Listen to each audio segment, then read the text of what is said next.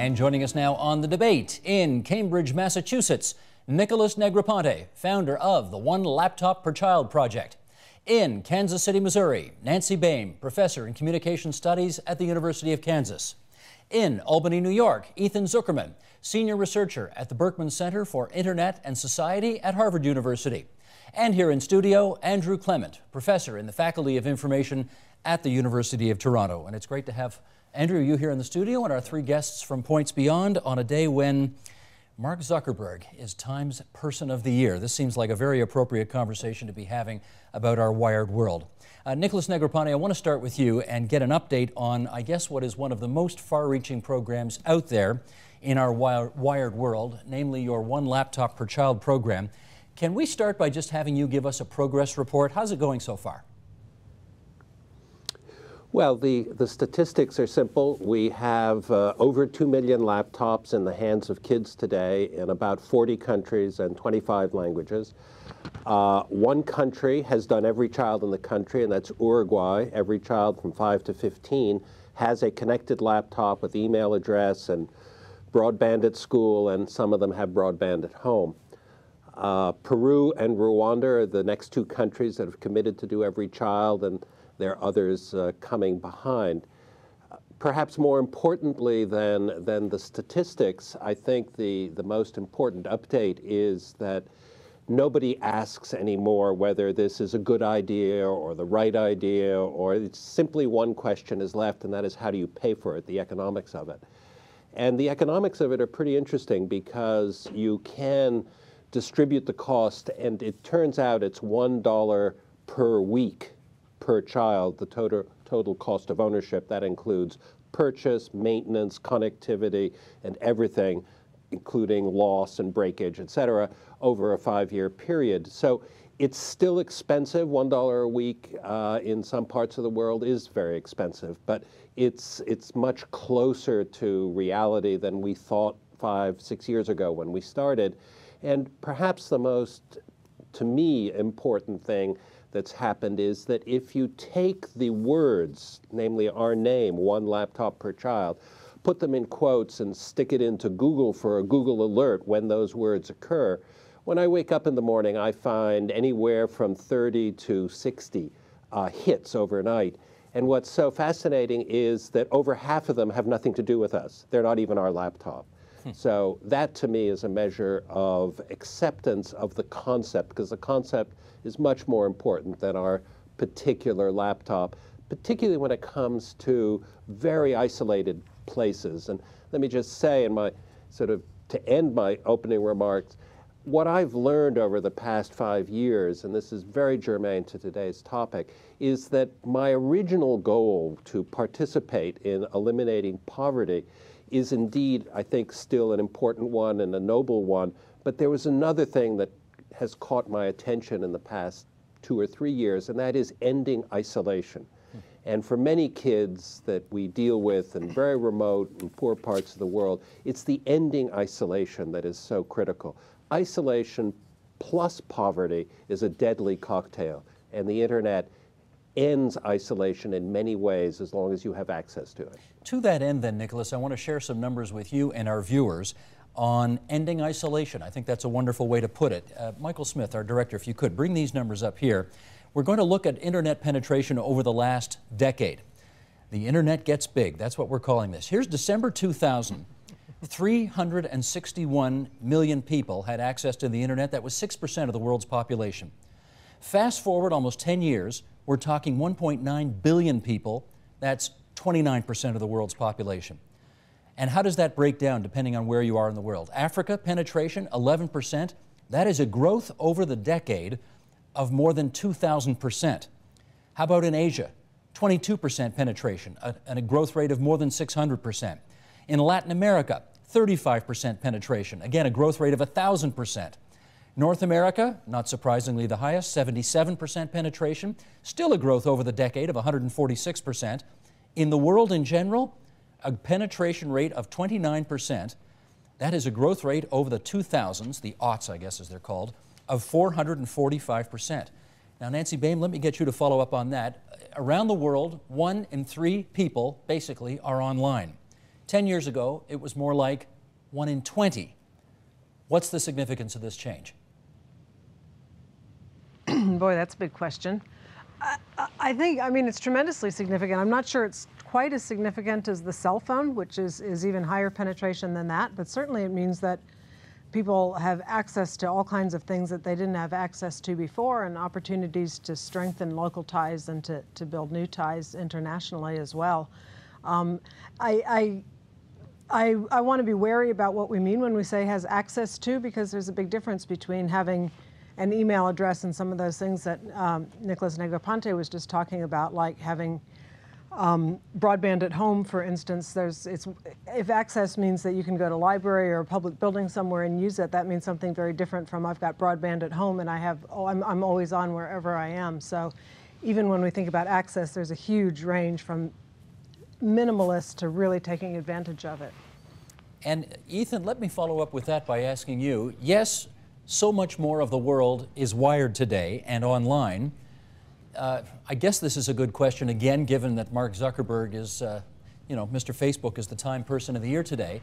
Are people doing anything relevant online? Oh, sure. People are doing tremendous amounts of things relevant online. The question is, who's it relevant to? In many cases, people are using the internet to express opinions, to mobilize, to lobby for political change, but lots more are using the internet essentially to reinforce existing social ties, stay in touch with friends, sometimes to do things that end up being fairly surprising to us, to stay in touch with people in their neighborhoods or people at their own schools. It's not necessarily connections across a country or across the world. It's often connections within a neighborhood, particularly as internet penetration gets very, very high and you assume that all your friends have internet. Often those offline social relationships move online, and your online world ends up closely replicating your offline one. Well, you talk about from neighborhood to neighborhood. I mean, there are parents who call their kids to dinner by sending them an email nowadays. I mean, is that getting a bit ridiculous? Well, my son is only 1 year old, so I find that he generally ignores any email that I send him, although he did have a blog and an email account shortly after he was born. Look, I think what's going on is, as we've gone through this extraordinary shift over the last decade that you were talking about, we've ended up using these systems in very, very different ways. When only a few people were online, this was mostly an information system. When everyone's online, it becomes the social system.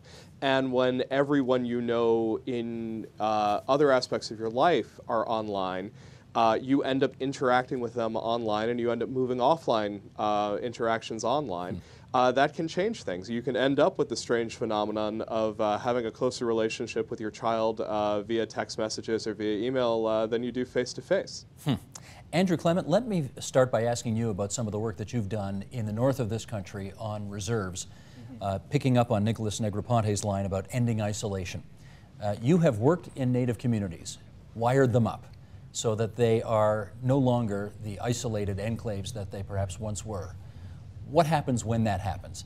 Well, first of all, I didn't go and wire them up. My graduate students did studies there, and it was very much the wiring was done on the initiative and with the leadership of the people who are living in those communities. So this is Northern Ontario. The organization is called KNET, and it started with 6 First Nations communities in a very isolated part of Ontario, the size of France with a population of 30,000 people. And they had been left out of the existing telecom infrastructures in Canada. They were beyond the margins, and they decided they wanted to change that position. And through a very innovative approach, have been able to wire up or use satellite to connect their homes and communities to each other. And again, it was very much about ending isolation and also connecting to the south, where their children were often ending up. And they wanted to maintain that connection and keep their kids closer to home, and also keep in touch when they were further south. Now, Nicholas Negroponte, let me follow up with you on that, on this issue of ending isolation, whether it's a reserve in northern Canada or a small village, in rural Uruguay.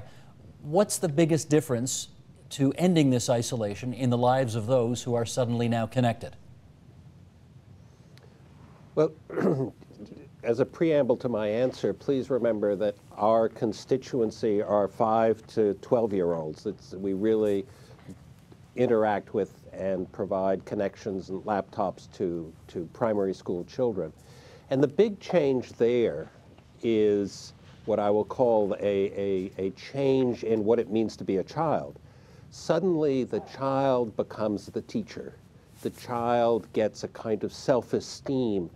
In Peru, for example, it's hard to measure, but almost 50% of the kids that we are interacting with, because they're very rural, are teaching their parents how to read and write. And I find that sort of thing, so to me, puts goosebumps on my goosebumps, because the child is learning more than ever before, partly because we're not thinking of the child as the receptacle that we know something and we're transmitting, and this child, because of the internet, has access to books and libraries and can absorb it, and it's an information delivery system. No, it's much more what Ethan was talking about. It's a social system, and that social system redefines childhood in those villages, and I think that that's the most spectacular result. And Nancy, what about taking it out of, say, a rural village where children are teaching their parents how to read as a result of access to the internet? What about in your world? How about in a post-secondary world, in a first world country where suddenly, you know, unlike in our day, students are bringing laptops to class. They are on the internet throughout class. How has that changed their lives? Well, I think that even for American children, that aspect of becoming not necessarily a teacher, although sometimes a teacher, but a person who's able to produce content and to make things and to create film and to create audio and to write for an audience, that ability to be a speaker as well as just a listener and a participant rather than just a consumer is across the board, and I think that's really powerful. I don't know if you're kind of hinting at issues of distraction, which I think are issues to think about, but I don't know that I necessarily have a whole lot to say about those. I think first world kids are kind of struggling more with when do I set this aside and pay attention to what's going on here and now, and how do I manage my attention in the face of having so much technology at my disposal. Mm-hmm. Well, Ethan, let me pick up on something you said a moment ago, and that is this notion of, you know, everybody's able to talk to everybody now. It doesn't matter where in the world you live. And I gather one of the advances, perhaps, in being a wired world is that we now have the infrastructure for different cultures to interact with each other as never before. The question is, are we? Are different cultures speaking to one another now that we're all wired? Well, I want to answer that, and I also want to come back to comments both from Nicholas and from Nancy. On Nicholas's idea of ending isolation, one of the tricks here is it has to be a bidirectional process. As he was saying, it's not enough for someone in a rural village just to have access to a library. They want to be able to interact, they want to be able to create, and they want to be acknowledged by the rest of the world. That's how you move from isolation into interaction in one fashion or another. So it's not just about finding ways to speak, and Nancy's absolutely right. We're now finding easier ways to speak than at any other point in time. Unfortunately, we haven't done a great job of upgrading our ability to hear. And so a lot of people are complaining about too much information, being flooded with it in one fashion or another. And what happens when we have too much information is we tend to pay attention to what we already know to be important, what we already believe to be important. We all have a natural tendency to pay attention to the people we already know about, the parts of the world that we already pay attention to, and the subjects that we already know about. So the question that I would ask is, when do we start paying attention to the 12-year-old in Uruguay? What would be required to have that happen? I don't necessarily think it happens automatically. I actually think if we want to ensure that there are interactions that are international, that are cross-cultural, we have to take really seriously issues of language and translation. We need to take seriously issues of cultural bridging. And basically finding ways to bring people into the conversation and say, hey, you may be missing something if you aren't paying attention to the almost 400 million people who are online in China. You need to find a way to listen to those conversations, because over the last decade, we've seen 4 million people find a way to raise their voice. Nicholas, do you want to pick up on that and help us answer some of those questions that Ethan just raised? Well, let me use a real story. In Uruguay, when the laptops arrived at one of the primary schools, an 8-year-old girl took her laptop home and explained to her parents that the homework assignment was to explore some issue that had to do with cows. And her father said, well, you know, you're very lucky because tonight our cow is giving birth. And the laptop has a camera on it, and the child was allowed to stay up and watch the birth and film the birth, or record, I should say, the birth with the laptop, and brought it in as her homework assignment. And all the other kids in the class loved this project so much, they figured out as a group how to upload it to YouTube, whereupon it got 100,000 hits. And the teacher of the class, who had actually been a little apprehensive about laptops in the beginning, said that she never expected that her homework assignment would have 100,000 people looking at it. And the child's self-esteem, I don't even need to mention that, but it really is just an example. Ethan's absolutely correct. It's got to be bidirectional, it's got to be interactive, but I'd also say it has to be constructionist. You have to make things. It's not just a conversation. Above and beyond that, you've got to make something and be in a position, whether it's a computer program or a piece of music. Learning by doing and learning by making is key, and this is something that completely changes with the internet and computation in general. Andrew, you want to pick up on that? Well, I agree that being actively involved in the creation process is essential, and that we have to look at the ways in which people have opportunities and are encouraged to do that, and I hope that's done in a very wide range. Of course, we don't have any more time in the day. It's still 24 hours, and we have to sleep. So what are we not attending to when we're looking at the cow giving birth? I mean, I think this is a tremendous, has tremendous value, but I think we also need to be looking at the kinds of exclusions that are going on. What's your concern about that? What is being excluded? Well, other kinds of connections that we have to people who live near us, even within families, questions of attention and who you're hanging out with and where you're spending your time get distorted. It doesn't come for free, all that extra attention. I have no question that this is a tremendous advance in terms of our capabilities, but it is very much a double-edged sword, and I think we need to be taking care about how we develop these tools and how we support people in learning to use them and learning to interpret them and making decisions about when we should be attending to them and attending to other things that aren't so mediated. Nancy, can I get you to pick up on that? Interpersonal relationships being one of your areas of expertise and study? Oh, I couldn't agree more. I mean, I think this is one of the big challenges of our time, is to figure out what are going to be acceptable norms for how we engage technology and how we manage that engagement with what's going on around us. I think it's pretty clear at this point that technology strengthens and enables local communities and local bonds and familial relationships, particularly once somebody has left home and you're trying to maintain that relationship. But I think that Andrew's absolutely right that in the household, in the context, like there's this article in the New York Times today talking about, hey, we're starting to realize maybe we shouldn't have our cell phones on at dinner, which I find kind of horrifying to think that people are actually keeping their cell phones on at family dinners. I think it's really important that people figure out how to manage being with one another in person without being continuously distracted by what's on their phone or what's on their screen. But that was true of TV too.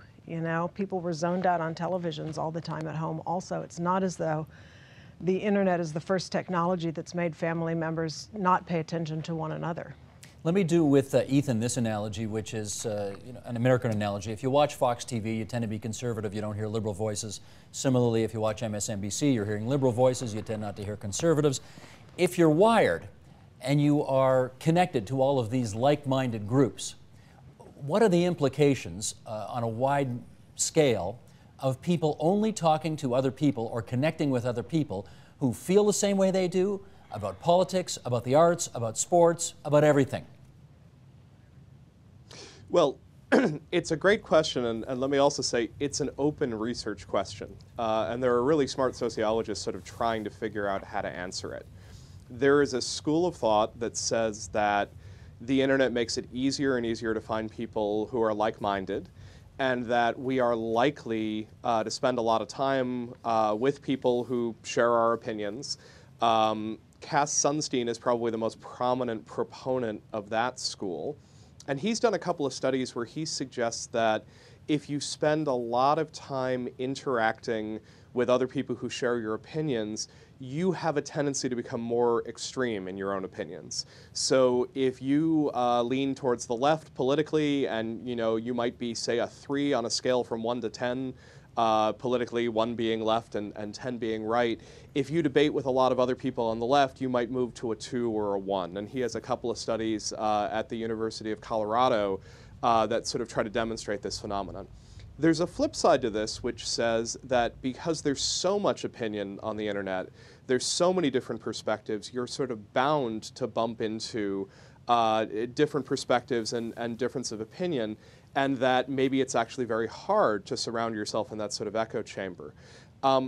Personally, I worry more and more about the echo chamber, and I think particularly as we encounter more and more social media, I think we're more likely to get information not necessarily so much from edited news sources, not always from searching specifically on our interests, but from people who we already have those social ties to.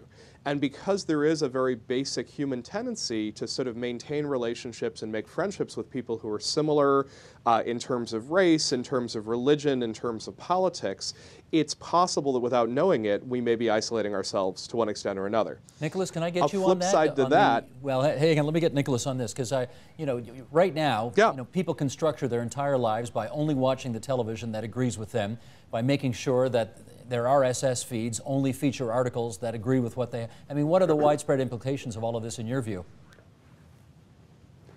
Well, I think that the most important point about point of view is that there are multiple points of view. And we have all grown up thinking that there was one answer to something, you were either right or you were wrong. Our entire education is built on a very simplistic model that there is an answer to something and there's one collective agreement as to what that answer is. I think no matter where you are on the scale of 1 to 10, today more than ever before, you've got to realize there are now multiple points of view. And in fact, I find myself more distanced from somebody, let me pick Sarah Palin, than I do with the whole Muslim race, which I certainly don't know, but I see if there are these kinds of differences, can you imagine what the world is like, the complexity? And I think just the awareness of that, even if we do tend to listen to, public radio because we do this or I still think the awareness of the differences is higher than it's ever been before. Andrew, do you worry about the echo chamber?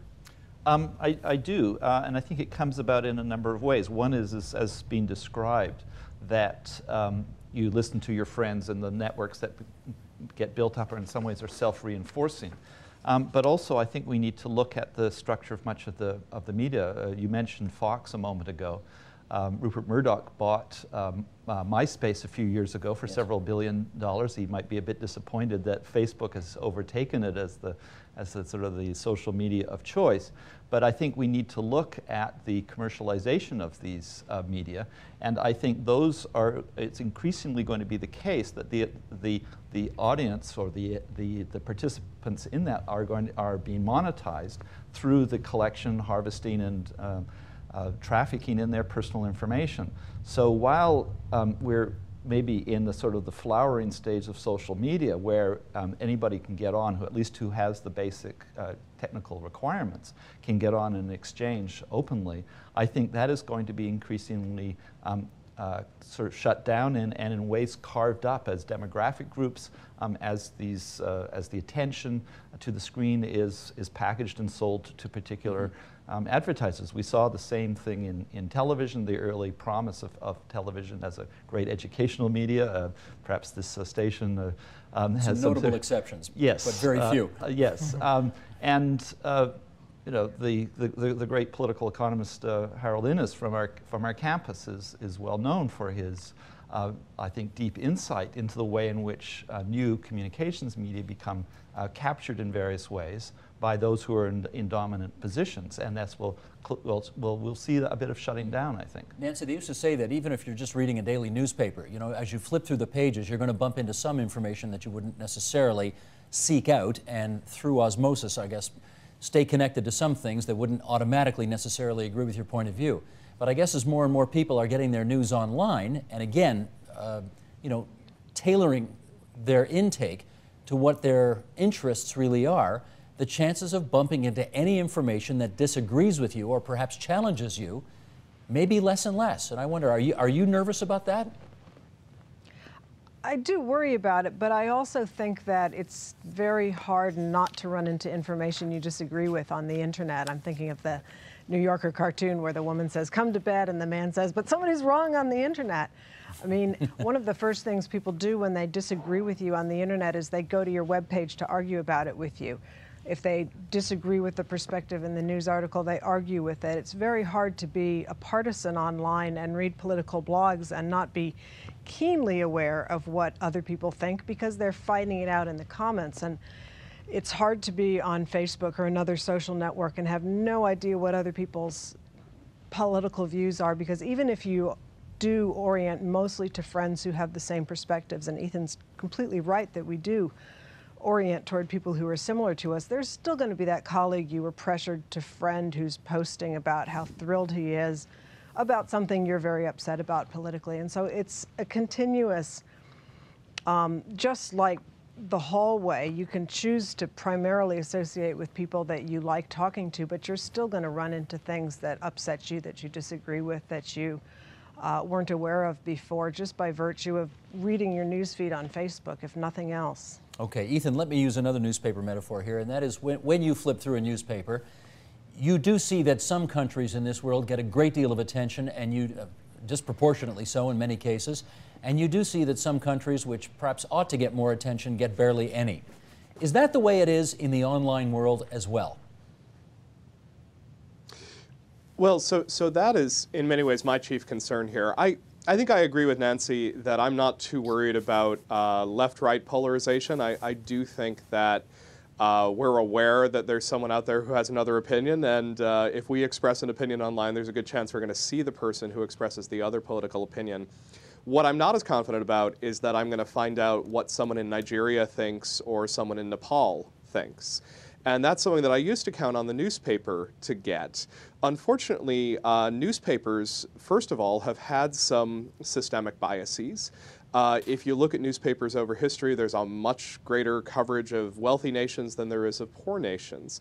And that hasn't changed all that much, even as the BRIC countries, you know, Brazil, Russia, India, China, South Africa, are becoming more important. Beyond that, when we start essentially hoping that, well, so second, newspapers are also shrinking often in terms of foreign coverage. We just saw a study come out in the UK where there's 40% less foreign coverage than there was 30 years ago in terms of absolute stories. The hope is that the internet picks this up because everyone has the chance to write. My experience, the experiments that I've done, looking at, for instance, what people in the English language blogosphere are talking about, they're even less interested and less likely to be talking about sub-Saharan Africa than mainstream media is. So my fear is that we sort of hope that the internet is going to pick up the slack. I think the internet could pick up the slack, but I actually think we would have to do fairly hard work to make sure that we're stumbling onto that perspective from Nigeria or from Nepal. Nicholas, can I get your view on that? Well, I think it's in the eyes of the beholder in the sense that if you're in France, you get astonishingly little news in the French newspapers about things other than France.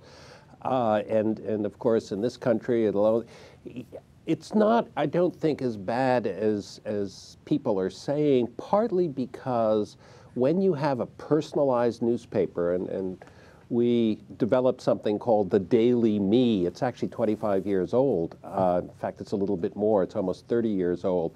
And a lot of people criticize the idea, saying that we'd all become very narcissistic, we'd all look inward, and we would become we'd just shrink in our sort of own breadth. And what I think people didn't realize at the time, maybe we didn't realize it clearly enough, is that there's a big difference between sort of personalization and and time of day. Let me use that as an example, because when I get up at 7 o'clock in the morning, I sort of want the news to be quite personalized. What's happening and how it might affect the day, who I'm seeing in an hour or two.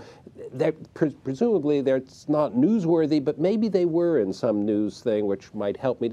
On Sunday afternoon, I sort of view it very differently. It's a much more serendipitous experience, and I'm really much more prone to not only welcome, but to actually look to encounter things that are orthogonal to my personality and day and so on. So the personalization knob is driven by many different things. And we actually made a TV set in the old days where you could actually turn a knob that went from left to right, and you could get a more left program, or you could get a more right program, or you could get a shorter or longer one, or you could get a personalized, and so on.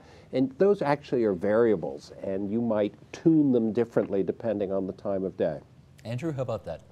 Well, I think it's an intriguing idea that you can craft your own sort of media feeds. The daily me. The daily me. Yeah. But again, I return to the point about who is actually providing a lot of that. And while newspapers are in some ways under threat because of the subscription model that they've been based on is being eroded, there are other organizations, largely commercial ones, who also have very strong interests in feeding things to you, and it's very hard often to sort of beat your way through that. Yeah, this is two or three times that you've come back to this theme, and I wonder, on the one hand, you're worried about the encroachment of corporate interests on this relatively free space right now. Right. On the other hand, there are hundreds of thousands of corporations out there scratching their heads because they can't figure out how to make any money off this thing. Right. Well, this is a very interesting, exciting period because So is your concern misplaced, I wonder? Because so far, most people, they think the problem is they can't figure out how to monetize the internet, not that the corporate interests are too big.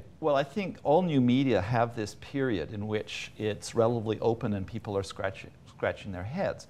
I don't want to predict particularly how it's going to turn out, but I think that we should be mindful of who are the large and powerful actors here, and these haven't shrunk away. If we look at ownership of the infrastructure, if we look at the media corporations and the ways in which they are integrating vertically and horizontally, and trying to capture different parts of the infrastructure and use that control over the infrastructure as a way of privileging their own content, I think we should be concerned. I'm not saying that it's inevitable. Nancy, what about that? Is that a concern for you? For me? Yes. I'm listening to this, I'm thinking, well, it's so interesting because one of the, to put a total twist on this, one of the ways in which I think people do really connect across cultures, even in sub-Saharan Africa and even in relatively isolated parts of the world, is around the other kinds of products that those culture industries produce, like film and music and television shows. And I'm thinking about things like American television shows that within 24 hours of broadcast have been dubbed into Chinese or subtitled into Chinese and are available on the Chinese internet for people to download to watch American television, or there's similar things going on.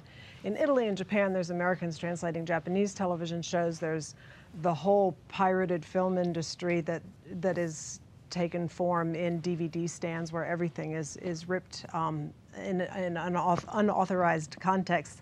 And so you have, in another way, there's these really interesting moments where people are making intercultural connections around pop culture products, and yet those content industries really want that to stop. Okay, with just a few minutes to go here, let's finish up on this. Presumably, we showed the numbers off the top of the program, the kind of exponential growth in internet connectedness over the past decade, and there's no reason to suspect it's going to be any different going forward. More and more of the world will be online. Nicholas, to you first. Help paint us a picture of how the world is going to be different when virtually everybody is connected. Well, I think you have to add to that equation isn't just that everybody's going to be connected, but everything in the world will be connected to every other thing, and everything will know where it is and where it's pointed and sort of what it's doing, let alone what you're doing. So you're going to have, the connectivity isn't just people at this point. And that really does change things, because we will have a world where sort of the virtual world and the real world are going to be much closer to each other. It's not just a plate of glass and some screen, whether it's flat or whatever, that through which you look at things. Your immediate space will be much more connected, and it won't be this analog versus digital or here versus there. It'll be much more porous and much more continuous, and that's, I think, the big change, because we now are looking at it much more as a screen into which we peer and look at, if you will, a window into the world, whereas in the future that window won't have a frame on it. It won't be as separate from where we are at any moment in time. And that's, I think, a big change. Ethan, how about you on that? When we're all connected, or virtually all of us, how's this world going to be different? So I'll posit something that may sound a little bit paradoxical. I think the weird thing that happens is that the more we get connected, in many ways the more local we get, and the more we reinforce and deepen some of the local ties we already have. We watch this happen around the world of weblogs. When I looked back 5 or 6 years, I saw a lot of people in a country like Jordan, which had really just come online. They were writing for an international audience. They were writing in English. 6 years later, there's a huge local audience. They're writing in Arabic, and they're writing for their friends and neighbors, because suddenly their friends and neighbors are online. So I guess what I would say is, I think 2 things are going to happen. I think we're going to have the potential to connect with people anywhere in the world, and I think in many cases that potential is not going to get filled, and I think it's an amazing challenge to us going forward to figure out what sort of connection we need to really understand a world in which economics, politics, health, a lot of the big issues we care about are all global in scope. How do we take this communication network, which will be theoretically global, but maybe practically pretty local in a lot of cases, and how do we rewire it in such a way that it works the best for us? Nancy, everything's up to date in Kansas City, so you finish us up. 30 seconds to go. I think local ties will be strengthened. I think that people will connect more across space. I think that the biggest change is that people are going to have more and more ability to manipulate the context that they're in wherever they are. So they might be physically present in one place and engaged in multiple other locations simultaneously. I suspect that those kinds of contexts that reach out of the local and into other places will still be relatively similar. It might be that we're all the people who are really interested in issue X, you know, maybe it's Kansas City jazz, right? And so you're going to be connecting around Kansas City jazz with people all over the world, but in that sense it's still going to be tied to local interests, to local concerns. And we do love Kansas City jazz. Actually, we love jazz anywhere. Can I thank all of our guests for coming on the program tonight? Nicholas Negroponte, 1 laptop per child. Thanks for being there for us in Cambridge, Massachusetts. Nancy Boehm at the University of Kansas. Ethan Zuckerman, Harvard, out of Albany today. And Andrew Clement from the University of Toronto. Great having you all aboard tonight. Thanks so much.